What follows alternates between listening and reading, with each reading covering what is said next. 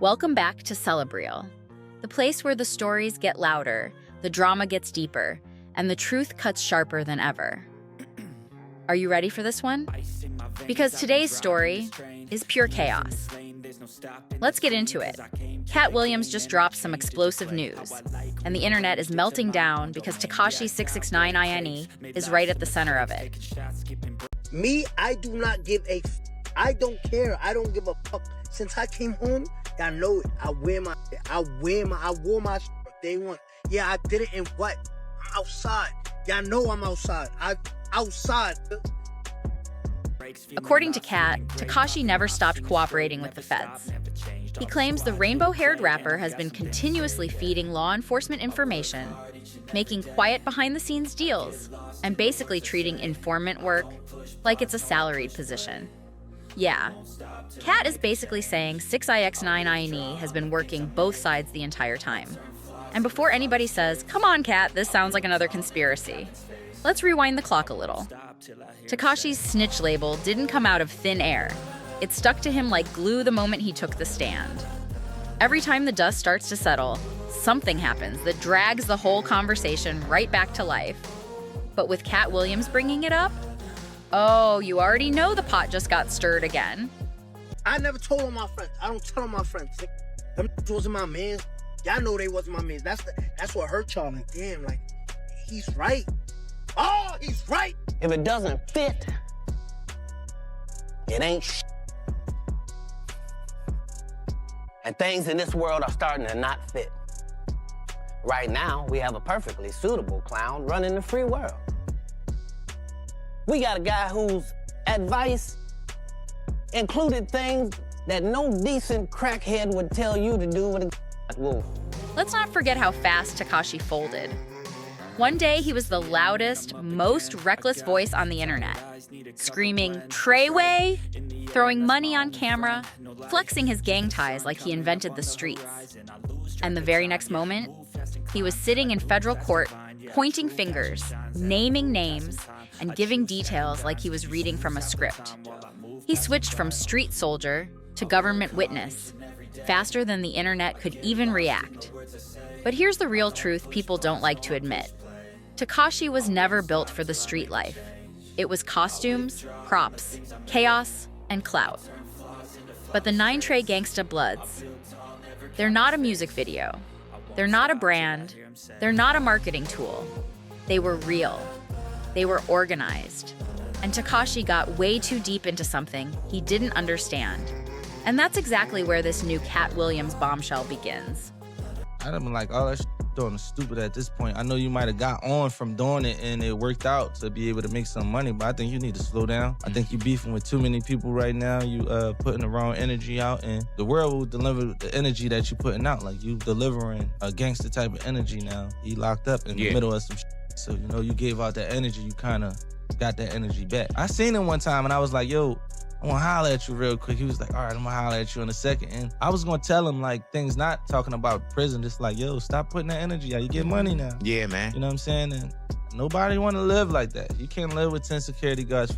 And when the feds came knocking in 2018, everything Tekashi thought he controlled came crashing down in seconds. The whole 9 Trey operation was exposed from top to bottom. Federal agents didn't just arrest a few people, they swept up the entire structure.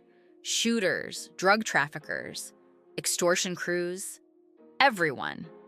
They charged the gang with robberies, assaults, firearms violations, and full-blown racketeering. The kind of charges that stack up into decades, not years. And Tekashi? The moment those cuffs clicked, his entire online persona evaporated. The man who once screamed, "Treyway," louder than the actual members, suddenly became the government's most enthusiastic storyteller.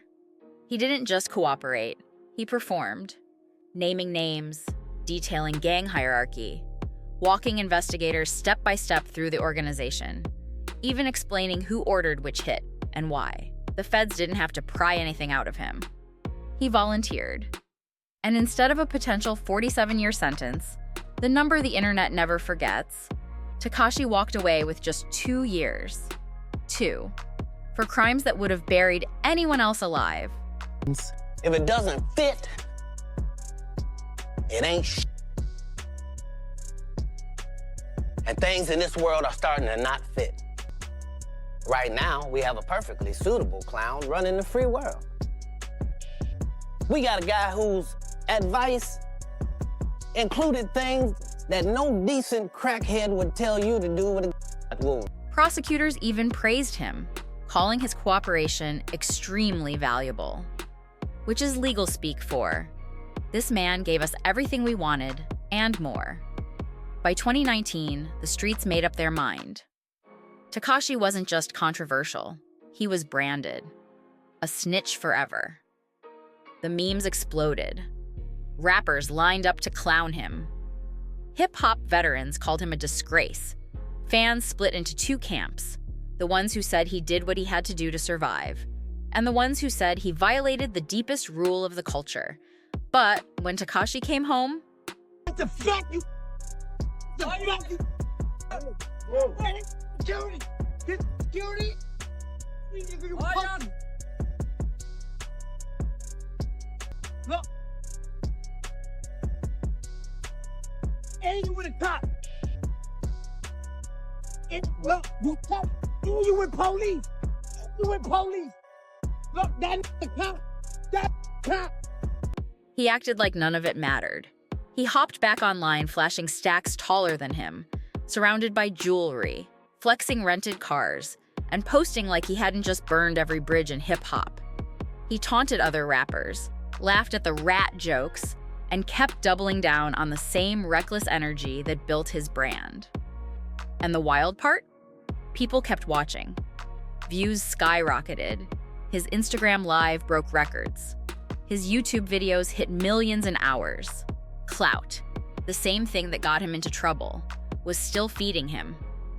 That's when Meek Mill stepped into the conversation. And this is where everything starts to twist. Back in 2018, while Tekashi was neck-deep in online beefs and fake gangster theatrics, Meek had already seen the writing on the wall. Absolutely, that's what they do. Yeah. Yeah. Even like in the rap world, like all of the rappers that you know that never been to jail and never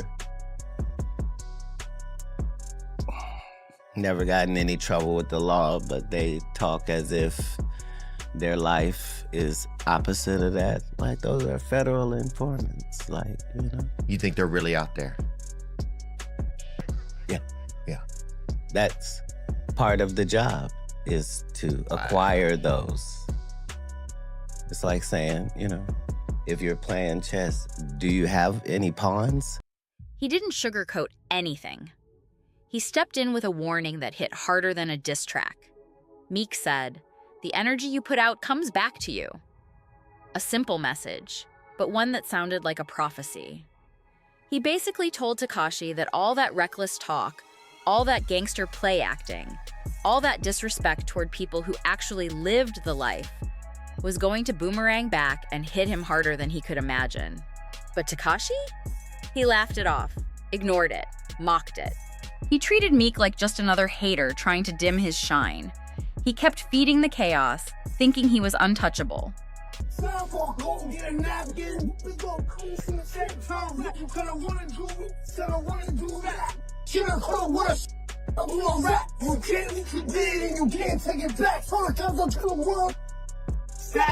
Not realizing that the same energy Meek warned him about was already circling back toward him. And this time, it wasn't coming through rap beef. It was coming through Katt Williams' bombshell claims. See, Tekashi's whole story is built on this wild cocktail of fame, betrayal, and non-stop controversy.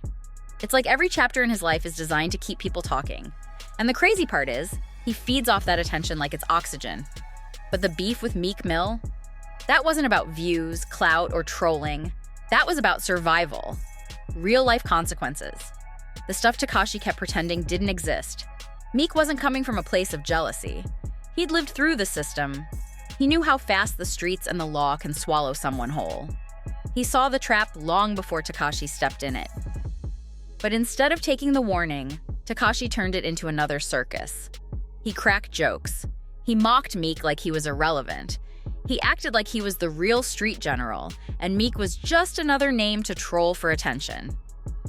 By 2020, the tension between them had reached a boiling point. Tekashi had just gotten out. The world was glued to every move he made, and Meek wasn't about to sit quietly while the internet hyped up someone he saw as a danger to the culture. Meek hopped on X, back when people still called it Twitter, and fired off one of the most direct, personal shots Tekashi had caught since leaving prison. He told Tekashi straight up, "You should apologize to the people you told on and all the families affected." It wasn't a diss. It was a statement, a reminder that Tekashi's actions didn't just harm gang members. They destroyed entire households, left kids without fathers, and put mothers through hell. Then Meek went even deeper. He called out Tekashi's hypocrisy, how he pretended to be dangerous, street certified, and loyal, while abandoning his own baby mama and daughter during the entire case. He said Tekashi wasn't a gangster. He was a coward hiding behind clout. And Tekashi? He reacted exactly how the world expected, with pure disrespect. He didn't just clap back with regular insults. He took it to the nastiest level possible. He mocked Meek's newborn baby, a child, someone who had nothing to do with their beef. Tekashi joked about a Mexican with rainbow hair, being the father, twisting the situation into a meme about himself, throwing shade at Meek's child with Milan Harris like it was some kind of punchline. The internet froze for a moment. Even people who usually loved Tekashi's trolling said he'd gone too far. Dissing a rival is one thing. Going after a newborn, that's a different level of wild. Social media exploded instantly. You had two kinds of reactions. 1, Tekashi is fearless. Nobody can stop him. 2, this dude has completely lost his mind. Meanwhile, Meek didn't break character. He didn't stoop to that level. Instead, he fired back with slick, almost surgical jabs.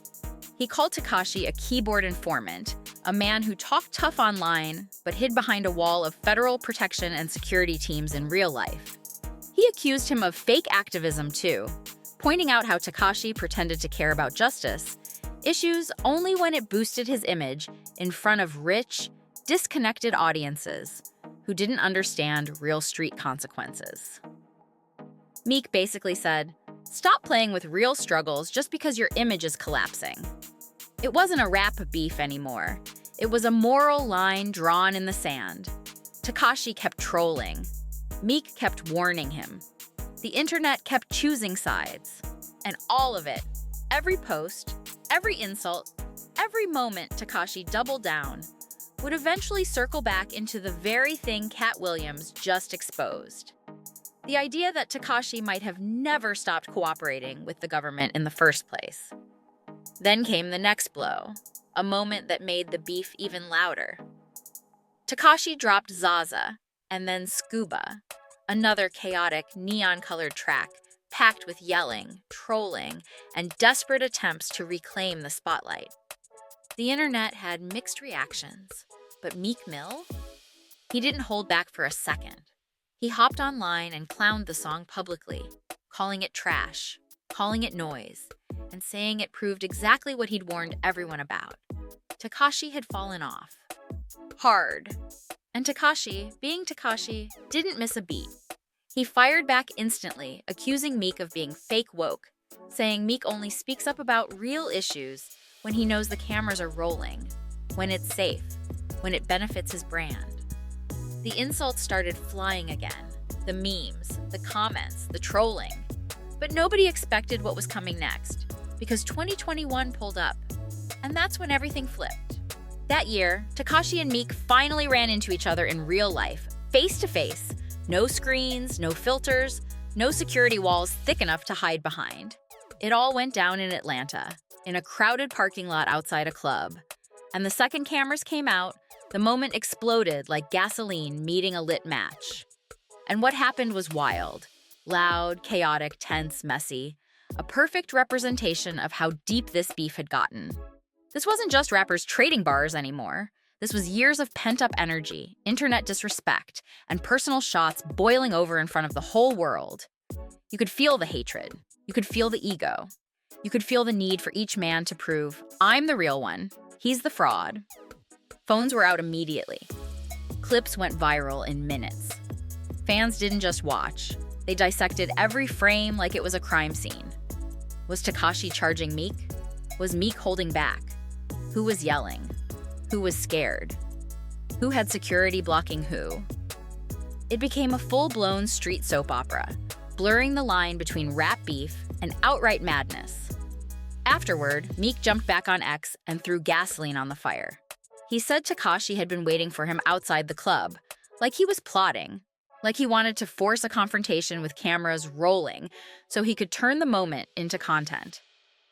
That accusation shook the internet. Suddenly, fans started choosing sides all over again. Tekashi is fearless. He pulled up. Nah, Tekashi is an instigator hiding behind feds.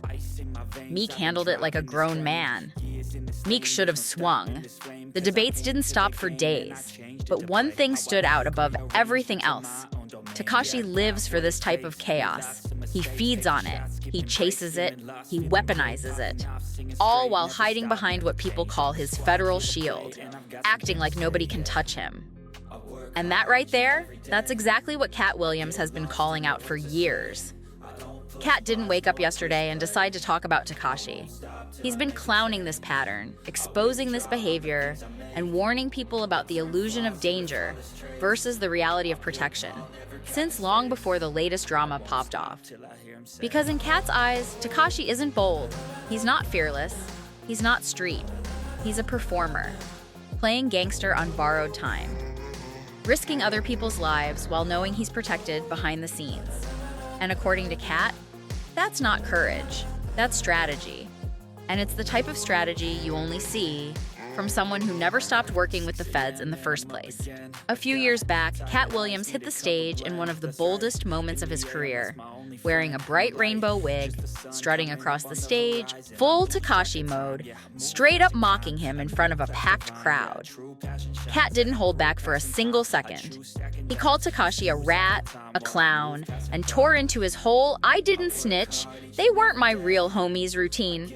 The audience lost their minds, because everyone knew exactly who he was imitating, and why. Katt wasn't just telling jokes, he was exposing a truth everyone already whispered about, but was too afraid to say out loud. Tekashi's hypocrisy was front and center.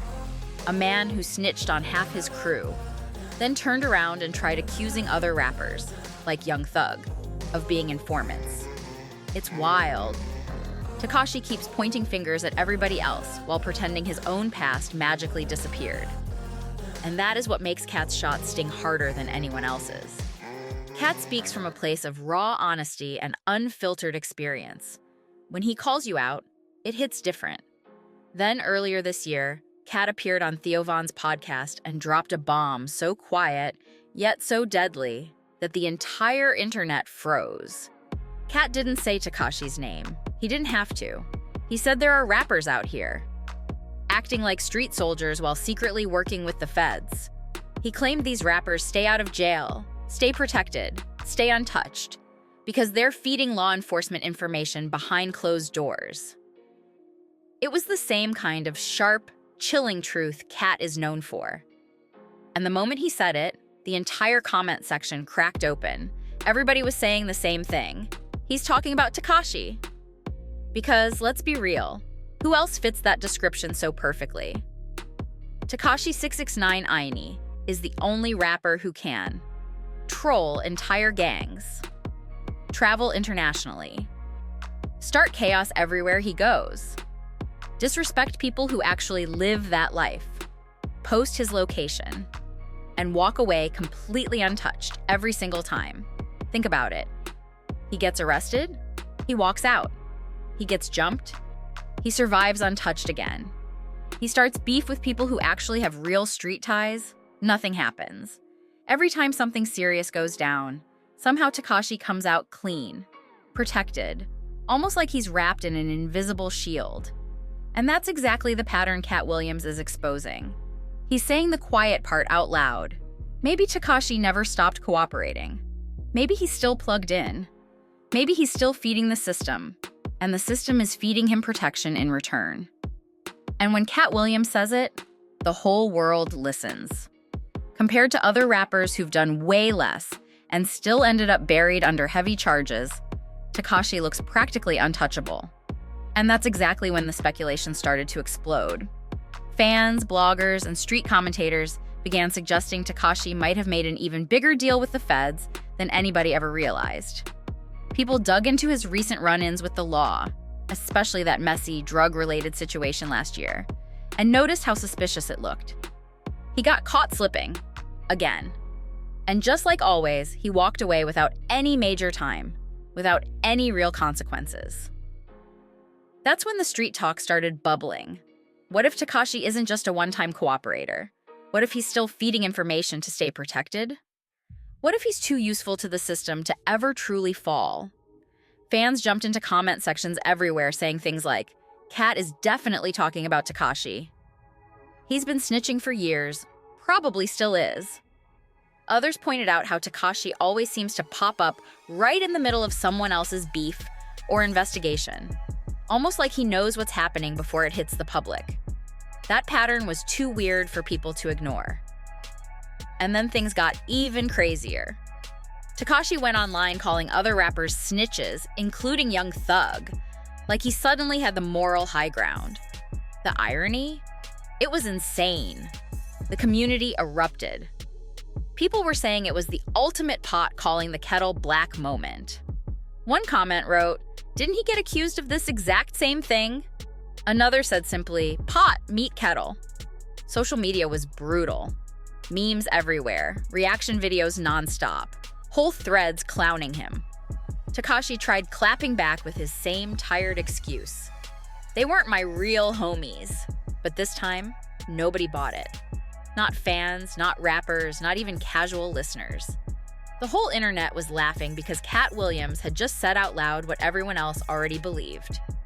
Tekashi tried brushing everything off, laughing like it was nothing, saying, "So it doesn't count."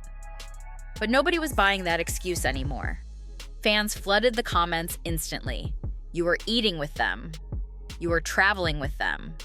You were filming music videos with them. Stop lying. The streets weren't having it at all. And that's exactly why Katt Williams' newest comments hit so hard. It wasn't that Katt dropped some shocking, brand new information. It's that he finally said out loud what people had been whispering for years. Katt basically confirmed what the hip-hop community already suspected. Tekashi never stopped cooperating with the feds. Not in 2018. Not in 2019. Not after getting out of prison. Maybe not ever. Because when you really step back and look at the pattern, everything lines up a little too perfectly. His courtroom testimony, his unusually short sentence, the strange level of protection he always seems to have, the reckless trolling he does with zero consequences, and the fact that he moves around untouched while other rappers get locked up for far less. Katt didn't even have to say a name. He just said, "Some rappers are working for the feds." And instantly, everybody knew. Tekashi's name shot up the trending lists within hours. Once again, the rainbow-haired chaos magnet was right at the center of the internet storm. Suddenly, the whole conversation shifted to one question. Was Tekashi just looking out for himself? Or did he actually prevent something worse by cooperating? Some fans argue he did what anyone would do when facing life behind bars.